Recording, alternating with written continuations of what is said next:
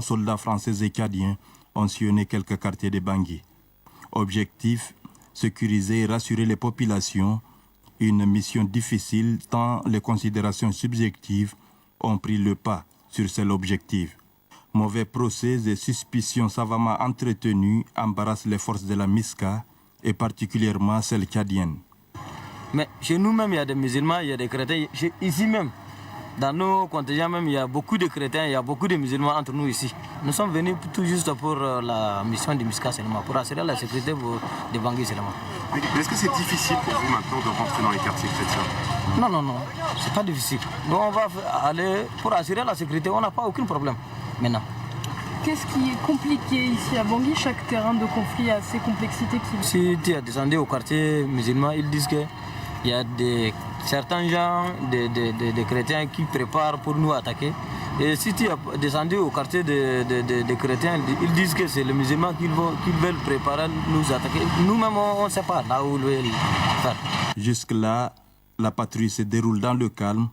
Chemin faisant, le convoi mixte s'arrête à Bangui, kilomètre 5, quartier majoritairement musulman. La tension monte d'un cran, mais la présence du contingent tchadien dans le convoi dissuade. Tous ou presque dans ce quartier ont des griefs à l'encontre des soldats français. Nous ne voulons pas que les Français travaillent eux seuls. Nous voulons la paix. Ils travaillent avec les MISCA ensemble en combinaison, c'est bon. Parce que s'ils ont à seul, les Balaka viennent derrière eux. Donc s'ils travaillent avec les MISCA, les Balaka ne viennent pas derrière eux. Moi je parle étant qu'un musulman centrafricain, mais aujourd'hui le seul problème c'est le problème des anti-Balaka et les Séléka.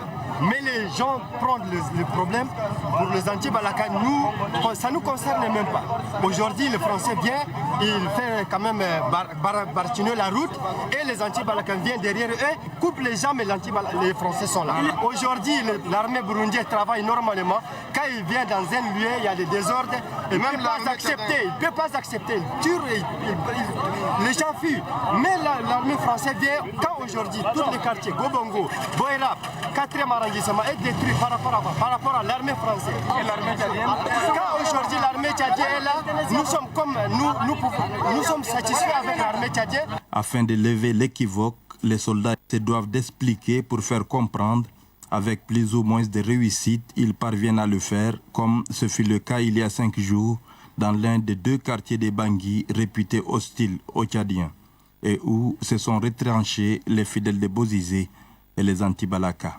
Autant pour les Tchadiens, la RCA est un véritable casse-tête pour les Français. Il y a des anti-Balaka, mais après il y a aussi dans les quartiers des groupes qui se forment de défense des quartiers.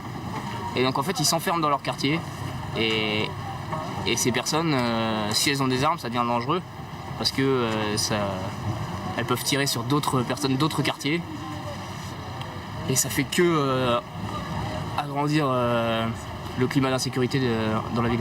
Et ça complique votre travail aussi? Et ça complique notre travail bien sûr. Parce que nous, notre but en fait, c'est de réussir à désarmer tout le monde de manière à ce que la sécurité puisse être faite uniquement par la MISCA et la force sangariste. D'aucuns pensent que vous désarmez seulement les éléments de la Séléka, mais non les autres. Oui, on a entendu cette rumeur. C'est beaucoup, on entend remonter de la population. Quand on parle avec de la population dans les quartiers de confession musulmane, ils nous disent ça. Et quand on va dans les quartiers confession chrétienne, ils nous disent l'inverse. Donc en fait, c'est des rumeurs, quoi. Reste que le problème politique a pris des relents confessionnels dans une RCA où il n'y a ni autorité réelle, ni armée nationale. La tâche de la MISCA s'annonce longue et compliquée. Et oui, vraiment, Matt. Et puis, 24 heures après le lancement de l'opération Don de cœur initiée par les opérateurs économiques avec le soutien de la première dame du Tchad, le ministre de l'Énergie